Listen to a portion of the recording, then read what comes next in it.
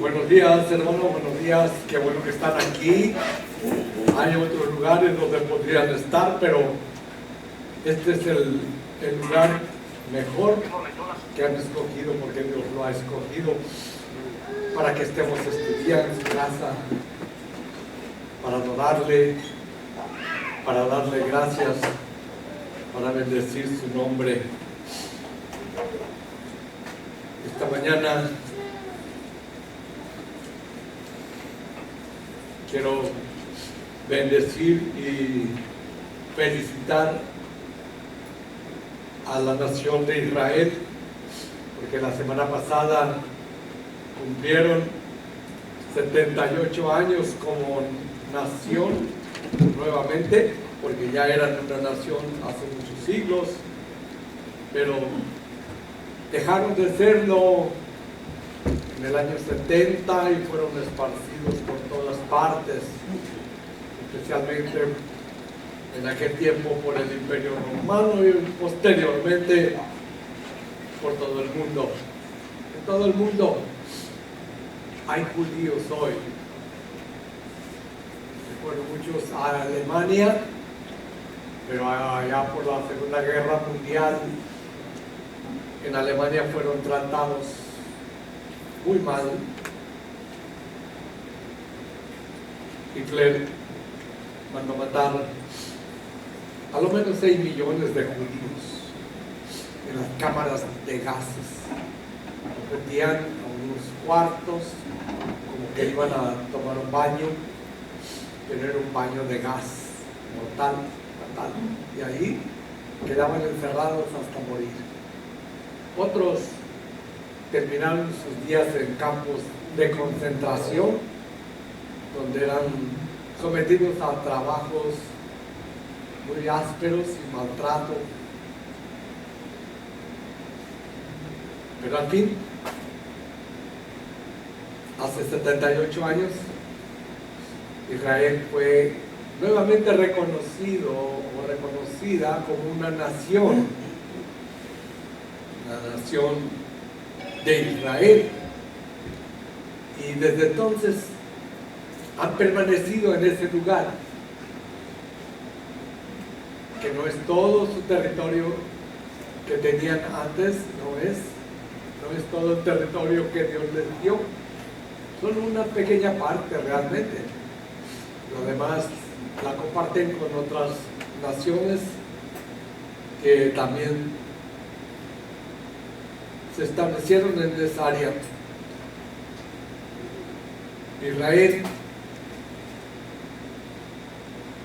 es un milagro, un pueblo que nació en un día, podemos decir.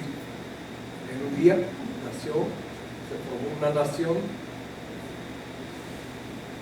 ¿De dónde salieron? ¿De dónde vinieron? De diferentes partes. Y hasta la fecha siguen regresando judíos. Por la región de Judea se les llama judíos. Siguen regresando judíos a la región que es su tierra, la tierra prometida por Dios 2000 años antes de Cristo, a Abraham, a Isaac, a Jacob. Y los capítulos 9, 10 y 11 de Romanos se concentran muy en particular en esta nación, en Israel. No maldiga a Israel, algunos lo han hecho, como uno de los presidentes de Venezuela dijo: maldigo a Dios hasta mis vísceras, a Dios de Israel, o maldigo a Israel hasta mis vísceras, mejor dicho. Y así terminó sus días, con cáncer de vísceras. Así murió. Se apegaba a Chávez, ¿verdad? En el capítulo 9 el tema un gran pesar se presenta en esta primera parte del capítulo 6, del capítulo 9, versículo 1 al 6, y dice así: verdad digo en Cristo, no miento, y mi conciencia me da testimonio en el Espíritu Santo, que tengo gran tristeza, de ahí el tema, y continuo dolor en mi corazón, porque deseara yo mismo ser anatema quiere decir separado para destrucción, separado de Cristo por amor a mis hermanos, los que son mis parientes según la carne, se refiere a los israelitas, como dice el 4, que son israelitas, de los cuales son la adopción, la gloria, el pacto, la promulgación de la ley, el culto y las promesas de quienes son los patriarcas, de los cuales según la carne vino Cristo, el cual es Dios sobre todas las cosas, bendito por los siglos. Amén, amén. Habiendo ya considerado, hermanos, los hechos de salvación que Dios ha realizado desde la eternidad, podemos decir, a favor de sus escogidos, entendiendo que a esos que Dios llamó, todas las cosas ayudan a bien o colaboran para bien, y acabando de declarar que nada los puede separar del amor de Cristo, como vimos en la última parte del capítulo 8, nadie los puede separar del amor de Cristo o del amor de Dios que es en Cristo Jesús, Señor nuestro. Ahora el apóstol Pablo pasa aquí adelante, hermano, nos lleva a considerar un asunto que podría venir a la mente de sus oyentes y de sus detractores, los que lo acusaban mal, respecto a que podría venir o a su posición, mejor dicho, frente a la nación de Israel, que como citó en el capítulo 2 y en el capítulo 3 de Romanos, tiene grandes privilegios que le serán demandados sin duda a los judíos. El capítulo 2 y el capítulo 3 ya los estudiamos. Pablo entra aquí en un tema objeto de controversia en la iglesia hoy en día, y es el tema de la elección, lo que define la manera de ver la historia de redención. Y a veces pues se confunde la gente acerca de este tema, pero veremos también el papel de la nación de Israel. Veremos a lo largo de este capítulo, hermanos, y los dos siguientes, quién es el verdadero Israel de Dios. Es muy importante verlo y cómo Dios cumple sus promesas a su pueblo escogido. Pero creo que esta mañana debemos rogar que Dios nos conceda la gracia y la humildad para considerar este tema tan fascinante, que Dios nos dé la gracia, pero muchas veces mal entendido por la gente. Pero también debemos rogar, suplicar al Señor, al considerar estas cosas, que podamos ver la magnitud, la grandeza del favor de Dios, el favor que nos ha sido dado a nosotros también, para que tengamos una actitud verdadera de agradecimiento al Señor, una actitud de gratitud, verdaderamente agradecidos con el Señor que nos ha salvado, porque a veces se nos olvida ser agradecidos. Comencemos entonces con esta parte, hermanos, del apóstol Pablo, inspirado por el Espíritu Santo, y a pesar de la rebeldía de su propia nación, Israel, porque Pablo era israelita, era judío, los de su propia nación, a la buena nueva la rechazaron. Por eso titulamos esta parte del mensaje un gran pesar, una gran pena, un gran dolor, Y, ¿saben? Primero notamos aquí que el pesar es verdadero aquí. El pesar es verdadero. Lo primero que debemos decir que es que el apóstol presenta un pesar verdadero, no un placer falso. Hoy hay mucho de lo verdadero y de lo falso. Hay mucho dinero falso y dinero verdadero. Hay muchas cosas que uno a veces piensa que son de veras y no son, ¿verdad? Una vez alguien me ofreció un anillo como de oro, pero pronto descubrí que no era de oro. Entonces hay que tener cuidado hoy en día porque le venden todo hoy por internet que dicen que es verdadero y resulta que no era nada, que era falso. Asegúrese de que tiene la información correcta y si no sabe, mejor preguntar.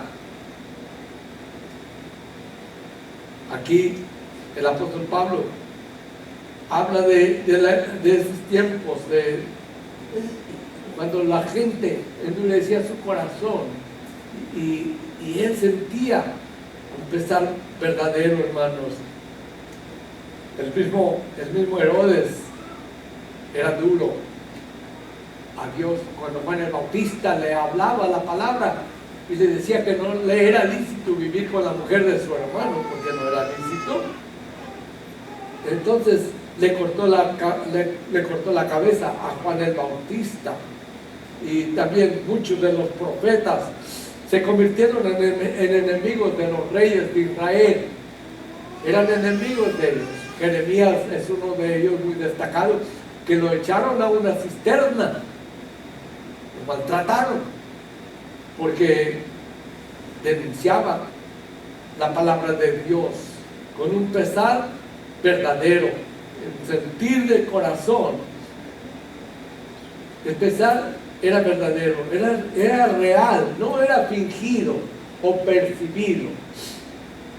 Hay mucha gente que puede llorar y puede lamentar y puede hasta casi desmayarse, fingiendo piedad, fingiendo dolor, fingiendo pena. Pero Pablo no era de esos. Él dice: verdad digo en Cristo, no miento. Y mi conciencia me da testimonio por el Espíritu o en el Espíritu Santo.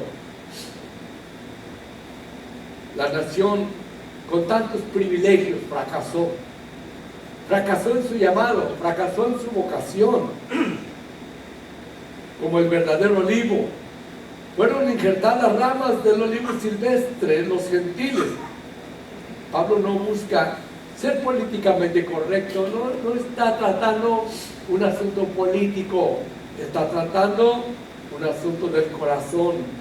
Pablo no busca quedar bien políticamente, es franco, es directo, no usa palabras halagüeñas, no usa piropos, no usa palabras fingidas. No, él les dice con el corazón en la mano, que siente pesar por ellos, que siente dolor por ellos.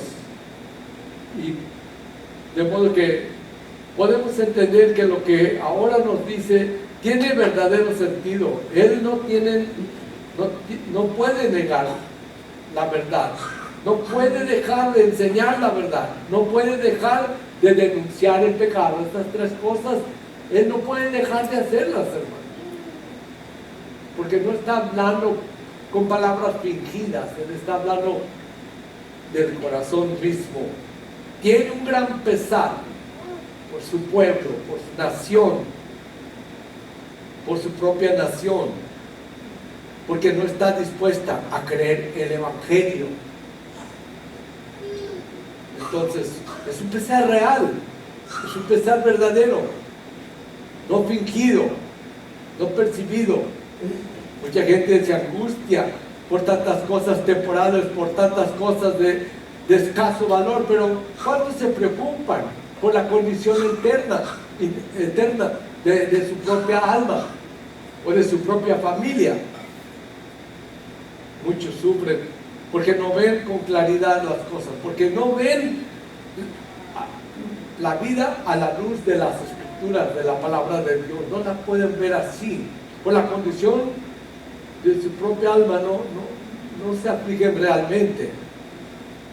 Si había algo que inquietaba al apóstol Pablo, hermano, y por lo cual trabajaba incansablemente, era para dar a conocer el evangelio a los perdidos y que otros también fueran salvos.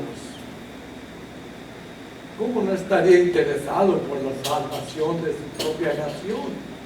Si aún a los pueblos gentiles, a las naciones gentiles, sentía pasión por ellos, ¿cuánto más por su propia nación? Dios es testigo, dice Pablo. Varias veces el apóstol Pablo usa esta frase: Dios es testigo. Llama a Dios como testigo en varias ocasiones. La conciencia le atestiguaba, por supuesto, y el mismo Espíritu Santo que moraba en él también daba testimonio de que él era un siervo de Dios, y la obra que hacía también daba testimonio. Pero algunos no se daban cuenta que podemos citar a Dios como testigo de que tenemos buena conciencia delante de Dios, de que estamos procurando hacer lo mejor, lo que agrada a Dios, lo que es correcto. Dios es testigo de este gran apóstol y Dios no puede mentir. Todos conocemos que Dios lo sabe todo y cualquiera puede llamar a Dios por testigo, pero todos pueden tener la confianza de que Dios va a ser testigo suyo, que Dios lo va a respaldar si lo está llamando como testigo. Todos pueden tener la confianza de que Dios respalda su testimonio. Pablo confía que sí. Él dice: Dios me es testigo. Y por supuesto, su dolor, su tristeza, el verdadero dolor que siente, le llama tristeza y continuo dolor. Fíjese cómo le llama: tristeza y continuo dolor. Continuo, profunda tristeza, o tristeza profunda, y continuo dolor. Dice el apóstol que tengo gran tristeza y continuo dolor en mi corazón. No dice a veces siento tristeza y dolor. No, siempre continuaba con esa tristeza y con ese dolor, porque su pueblo no quería. Cristo mismo lo experimentó por causa del pecado y la rebelión de su pueblo, cuando dijo: oh Jerusalén, Jerusalén, lloró sobre ella. ¿Cuántas veces quise juntar tus hijos, como la gallina junta sus polluelos, y no quisiste? ¿Qué padres no sufren por sus hijos rebeldes, que aún conociendo las escrituras no quieren seguir al Señor? ¿Qué esposa no sufre por su marido inconverso? ¿Qué esposo no sufre por la rebeldía de su esposa al Evangelio? ¿Qué pastor no sufre al ver sus ovejas extraviarse y dejar los buenos pastos para ir detrás de paja seca que no alimenta? La rebelión al Evangelio, hermanos, la necedad de la gente de no aceptar las razones prudentes, generan tristeza y dolor. Generan tristeza y dolor. Siento tristeza esta mañana por algunos que debiendo de estar en la casa de Dios no están. ¿Dónde andan? Pues a veces los veo que se juntan con otros amigos para echarse unas cuantas y volver atrás a la vida mundana, a la vida que tenían antes. Pero Pablo amaba a su nación y deseaba que todos hubiesen creído en Cristo, que hubieran aceptado el Evangelio que les había predicado. Su rechazo a la buena nueva, hermanos, era motivo de dolor y de tristeza, pero debía continuar anunciando a Cristo a pesar de la rebelión y de la oposición.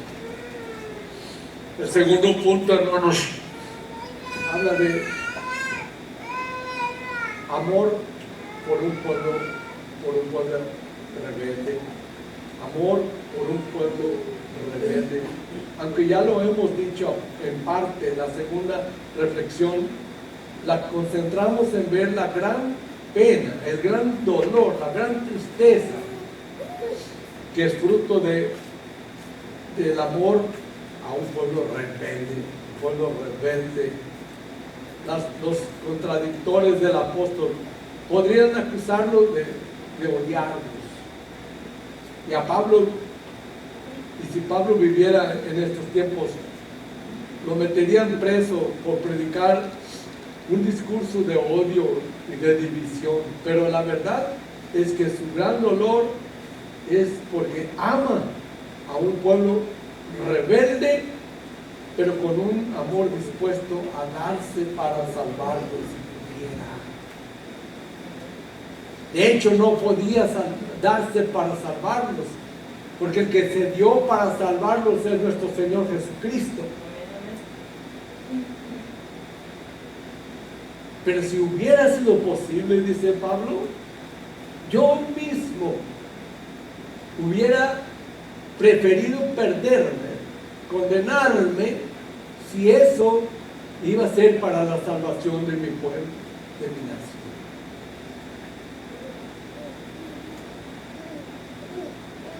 Hemos dejado a nuestros familiares sin hablarles de Cristo. A ver si alguien les habla por ahí. No. Por 20 años, cada fin de año, tuve una reunión con mi familia. Bueno, era el primer día de cada año. Por 20 años consecutivos. Me junté con ellos para hablarles a ellos y a sus hijos del Evangelio, porque no quería quedarme con esa carga de que mi familia no escuchara. Al principio algunos llegaban con unas botellas y terminaban peleadas, y un día sí les dije, pues si ustedes van a traer botellas a esta reunión, yo me quedo en mi casa ya no vengo. Valió la pena decirles porque ya no trajeron más. Y esperaban que les hablara cada principio de año. Cada principio de año. Un sobrino me dijo, no nos dejes de hablar, tío, porque si tú no nos hablas, ¿quién nos va a hablar?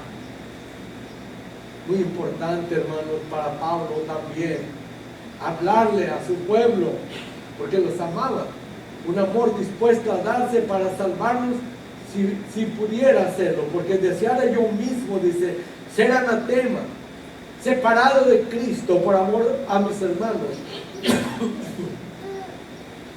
los que son mis parientes, según la carne. Es tal el amor que Pablo siente por la nación de Israel, que preferiría, si fuera posible,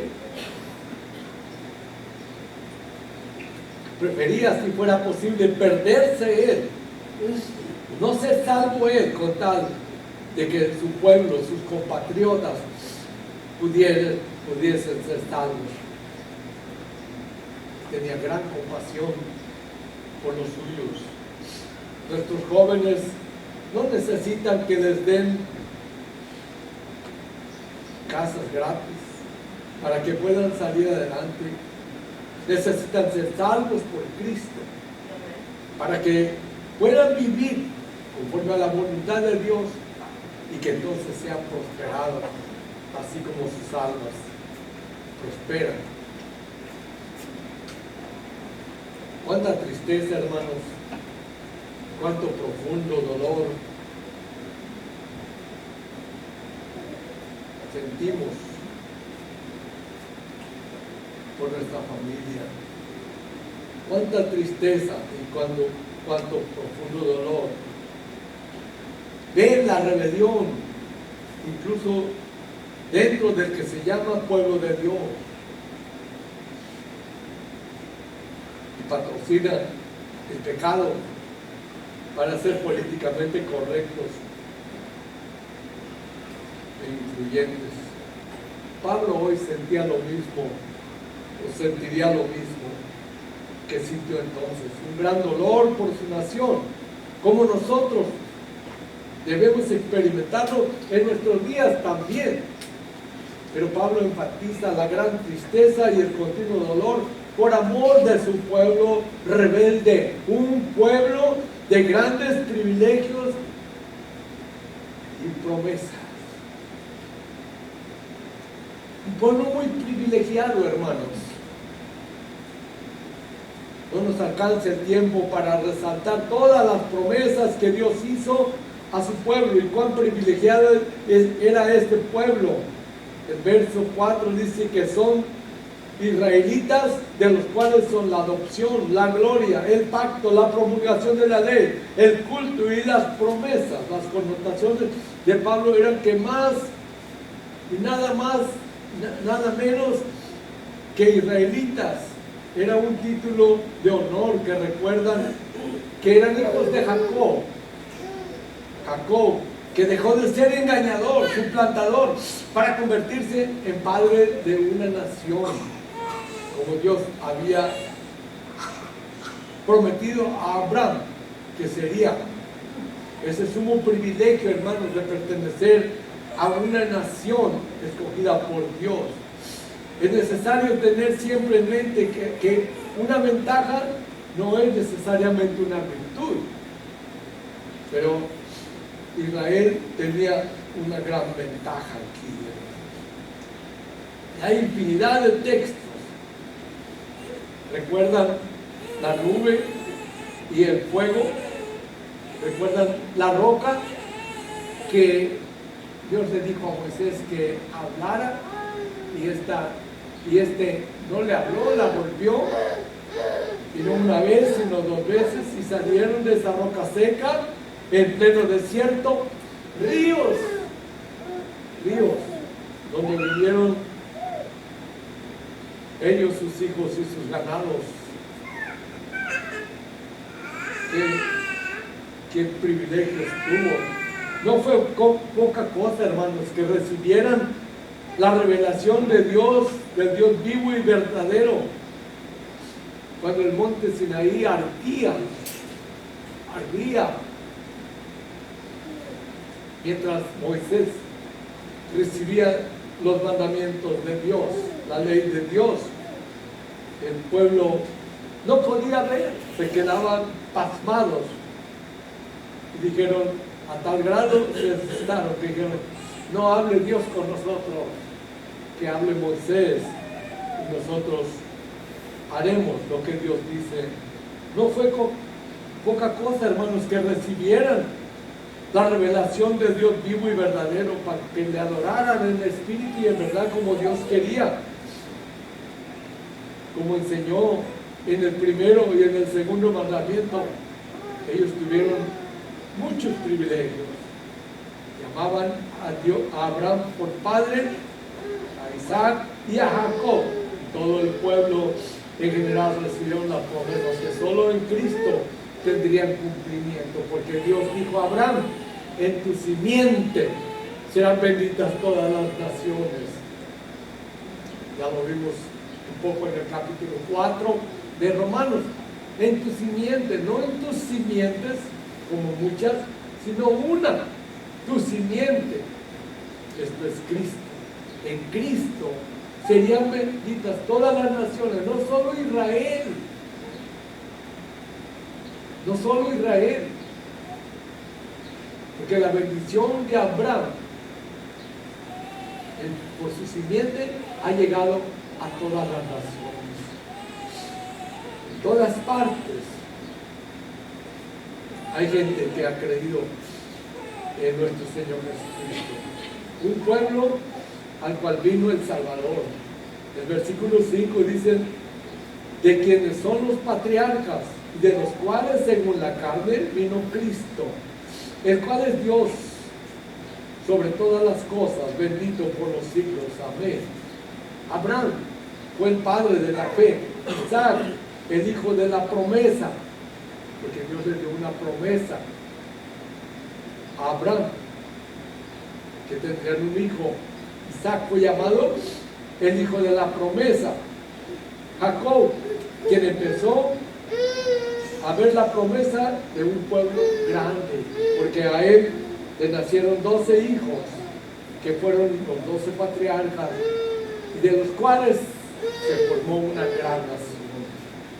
David mismo, el que llegó a ser el pastor de Israel, no fueron perfectos, pero sus vidas fueron transformadas, fueron la inspiración para muchas personas, para muchas generaciones, y hasta la fecha sigue siendo la inspiración de muchos. Recibieron la misma promesa de justicia por la fe que halló Abraham nuestro padre según la carne. Pero Abraham fue justificado por la fe, porque el que no obra sino cree en aquel que justifica al impío.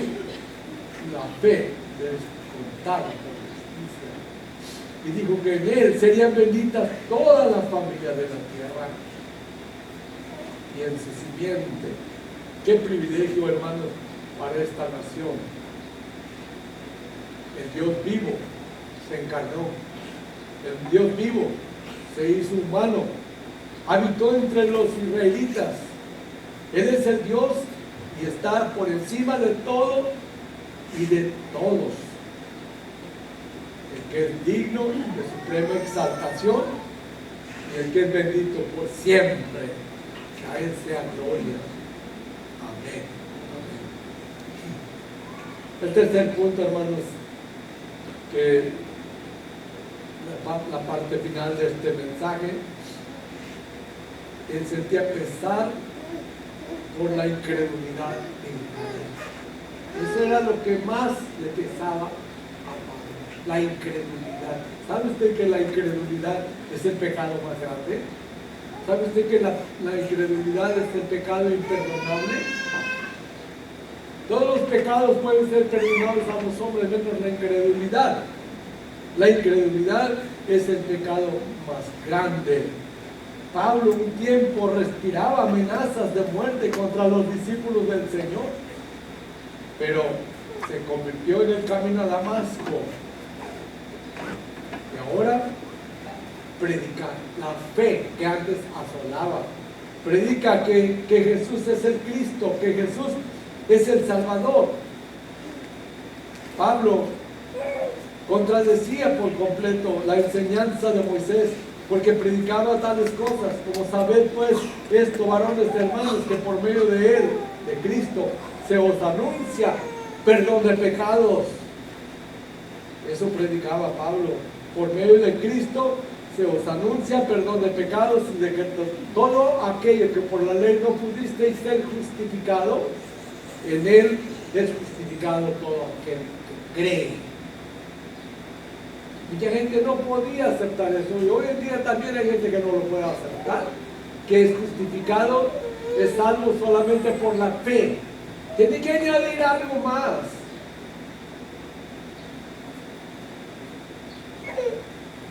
Había judíos en el tiempo de Pablo que decían que si no se circuncidaban y guardaban la ley de Moisés, no podían ser salvos.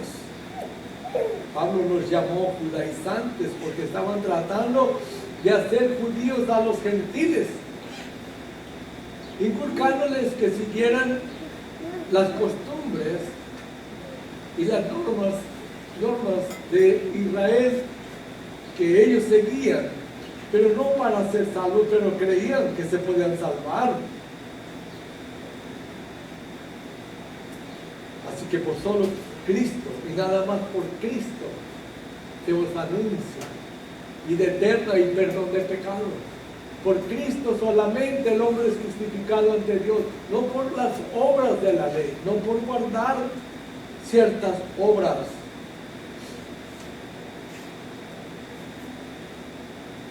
Así que al expresar su profunda tristeza, hermanos, su profundo dolor por la condición espiritual de Israel, el apóstol está declarando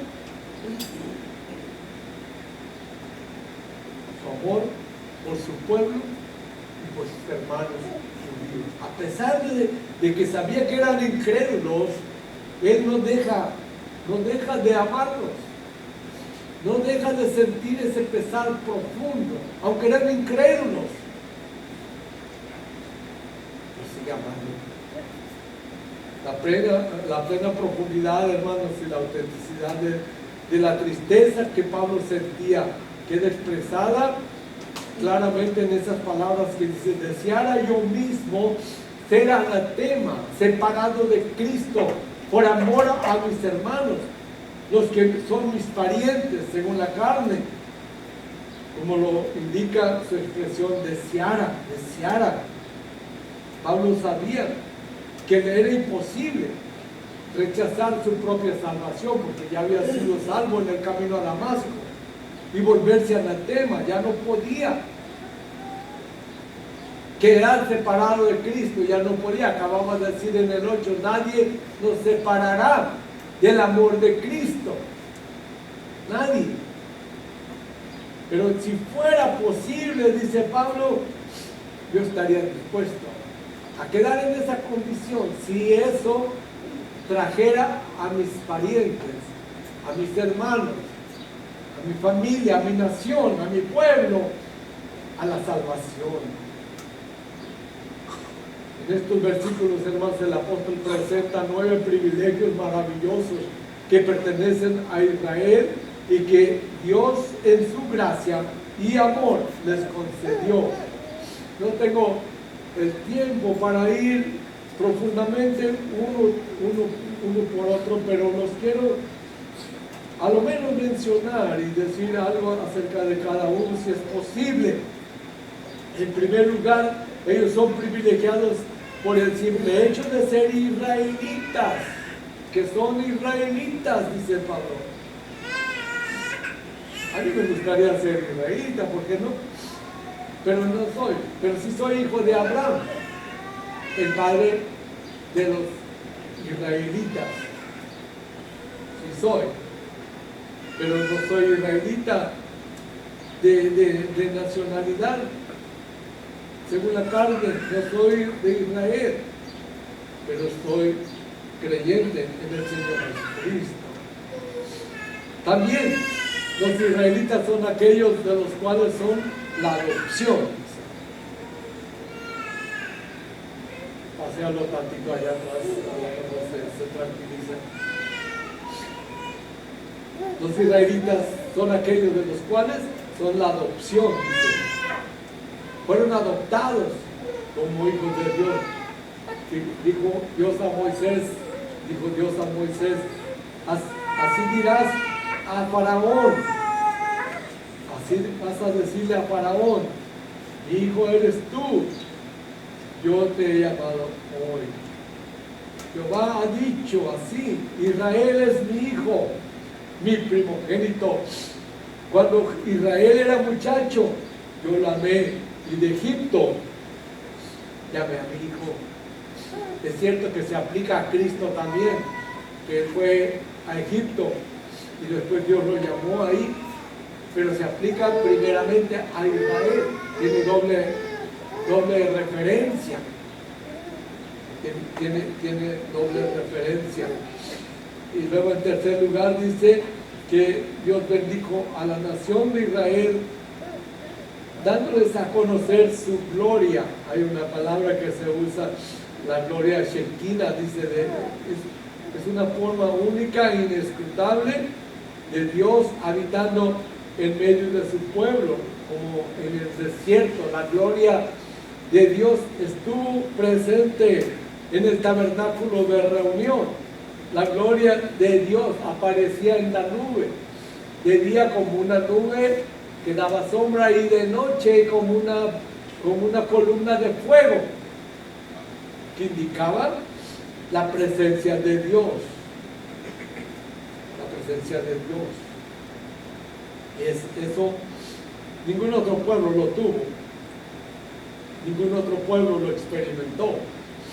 En el lugar santísimo, en el tabernáculo, ahí estaba el propiciatorio con una tapa de oro, y ahí apareció la gloria de Dios, la gloria Shekinah, que se dice también en hebreo. En cuarto lugar, hermanos, Israel tuvo el privilegio de recibir el pacto, el primer pacto. Bueno, Dios hizo un pacto con Abraham, Dios hizo un pacto con David también, pero el primer pacto se refiere al pacto que hizo con Moisés, ahí en el desierto, entregándole 2 tablas de piedra escritas con el dedo de Dios, donde estaban escritos los 10 mandamientos. El pacto. Dice, ya lo estudiamos cuando estudiamos Hebreos, que Dios vino por Cristo a establecer un nuevo pacto, con mejores promesas, con mejores bendiciones. A veces llamamos el antiguo pacto al Antiguo Testamento y al nuevo pacto el Nuevo Testamento, porque el antiguo pacto es del Antiguo Testamento y el nuevo pacto es del Nuevo Testamento, y ambos libros fueron sellados con sangre. El Antiguo Testamento con sangre de toros y de machos cabríos, el Nuevo Testamento mucho mejor, porque fue rociado con la sangre de Jesucristo. Hoy estamos viviendo en el nuevo pacto. Somos afortunados. Pero Israel vio cómo el monte Sinaí ardía, cómo Dios entregaba aquellas tablas escritas con el dedo de Dios. Pero antes de recibirlas ya las habían quebrantado. Y cuando Moisés bajó, ahí al pie del monte rompió las tablas de la ley escritas con el dedo de Dios, porque el pueblo ya las había quebrantado. Ya estaban adorando un becerro de oro en vez de adorar al Dios cuya magnífica gloria habían visto manifestada en el monte Sinaí. Por eso Dios estableció un nuevo pacto basado en mejores promesas, sobre todo con un mediador mejor. El mediador del nuevo pacto es Jesucristo. También tenemos, pues ya lo mencioné en parte, pero el quinto privilegio es recibir la promulgación de la ley. ¿Qué otro pueblo recibió la ley de Dios como el pueblo de Israel? En medio de tanta magnificencia, de tanta gloria, ¿qué otro pueblo recibió de parte de Dios escrita con su propio dedo unas tablas, el decálogo, la ley de Dios, los 10 mandamientos? Ningún otro pueblo. Con esa ley, Israel no aprendió solamente los 10, no aprendió solamente los 10 mandamientos, sino también una gran cantidad de principios, normas que Dios les mostró a Moisés. Luego el culto también, cómo adorar a Dios correctamente. Las demás naciones alrededor de Israel, la nación de la cual habían salido, adoraban muchos dioses, pero el culto que Dios les dio, el culto que Dios les enseñó, era un culto diferente. Era un culto que decía: al Señor tu Dios adorarás y a Él solo servirás. El culto que decía: no tendrás dioses ajenos delante de mí, no te inclinarás a ellos ni los honrarás, porque yo soy Jehová tu Dios. Bueno, al culto que Jesús dijo: Dios es espíritu, y los que le adoran en espíritu y en verdad, es necesario que adoren, porque tales adoradores Dios busca que le adoren. En séptimo lugar tenemos las promesas de Dios, hermanos, de una manera única y distintiva. Las promesas Tantas promesas, hermano. Alguien dijo que hay más de 3,000 promesas en la Biblia. Claro, no todas son aplicables a usted y a mí, pero son aplicables en muchas maneras como un don de Dios. Y nosotros también, dice Pablo, os anunciamos el Evangelio de aquella promesa hecha a nuestros padres. De tantas, una en particular la toma, una promesa hecha a nuestros padres, a Abraham, a Isaac, a Jacob. Y Dios la ha cumplido a los hijos de ellos y a nosotros, resucitando a Jesús, como está escrito también en el Salmo 2: mi hijo eres tuyo, te he engendrado hoy. Y en cuanto a que lo levantó de los muertos para nunca más volver a corrupción, lo dijo así: os daré las misericordias fieles a David. Quiere decir que la simiente de David, la simiente de Abraham, no iba a haber corrupción. Estuvo en el sepulcro 3 días y 3 noches y no vio corrupción. Fue levantado incorruptible de los muertos. Los patriarcas también, hermano. Tener los patriarcas, Abraham, Isaac y Jacob, fue a través de estos hombres que se afirmaron los cimientos de todas las bendiciones que Dios dio a ellos. Los patriarcas, ser hijos de Abraham, de Isaac y de Jacob. Y el último, más grande, el noveno de todos, es que Israel tuvo el gran privilegio de suministrar el linaje por medio del cual, según la carne, vino Cristo. Cristo no nació judío por casualidad, sino que su nacimiento como descendiente humano de Abraham y de David. ¿De quién es hijo el Cristo? De David. ¿Y por qué David le llama Señor? Si es hijo de David, ¿cómo pues es su hijo? Y David le llama Señor cuando dice: dijo el Señor a mi Señor, siéntate a mi derecha, a mi diestra, hasta que ponga a todos tus enemigos por estrado de tus pies. Si es Señor de David, ¿cómo pues es su hijo?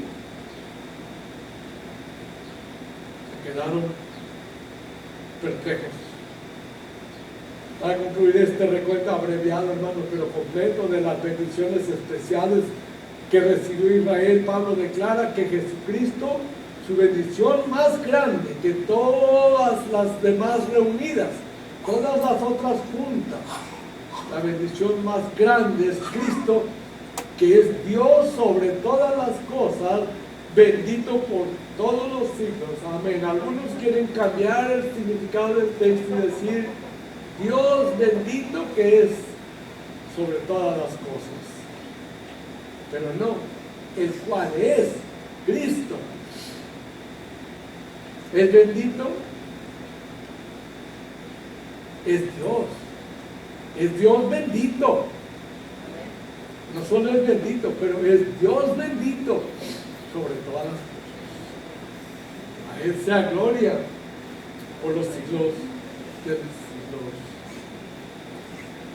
El amor por su pueblo lo llevaba para manifestar la divina verdad y la necesidad de mirar con esperanza solamente a Cristo.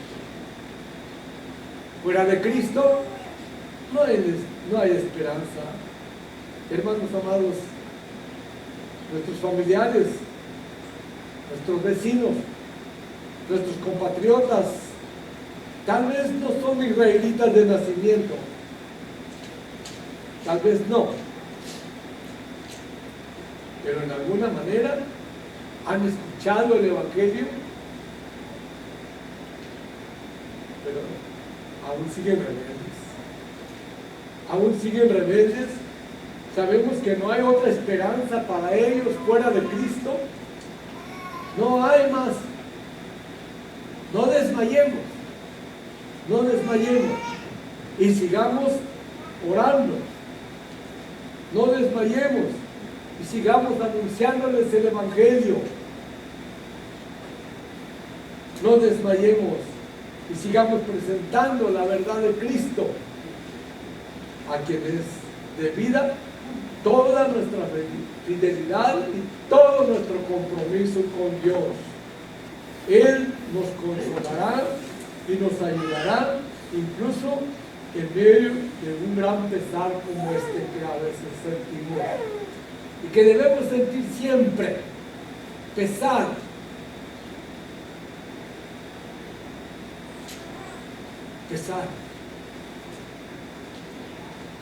Casi todos los cristianos que viajan llegan a una ciudad grande y se retratan frente a una catedral. ¿Qué es esa catedral? Un testimonio de la ceguera de nuestro pueblo, un testimonio de la ignorancia de nuestro pueblo, un testimonio de la incredulidad de nuestro pueblo. ¿Por qué no buscan un templo evangélico y se retratan enfrente?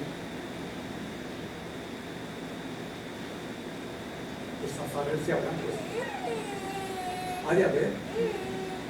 Si no, hay que orar por establecer uno ahí, ¿verdad? Que haya un templo allí. Sigamos sintiendo compasión, hermanos, por los que están perdidos. No tomemos la actitud de algunos que han dicho: si se quieren perder, que se pierdan. Si se quieren ir al infierno, que se vayan. Si no quieren oír, que no oigan allá ellos.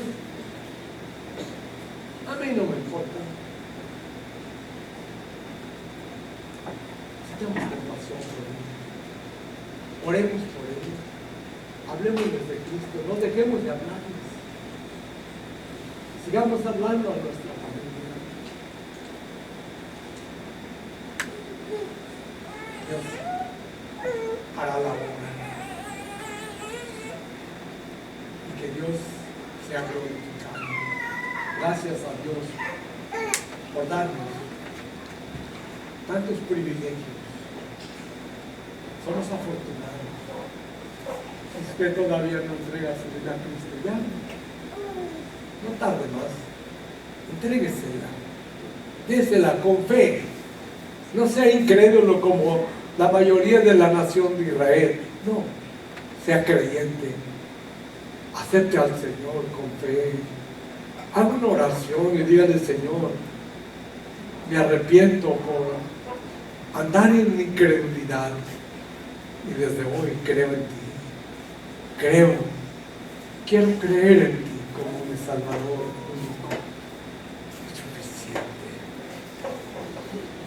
Amén. Que así sea. Que esta sea la oración de alguien que todavía no ha entregado su vida a Cristo.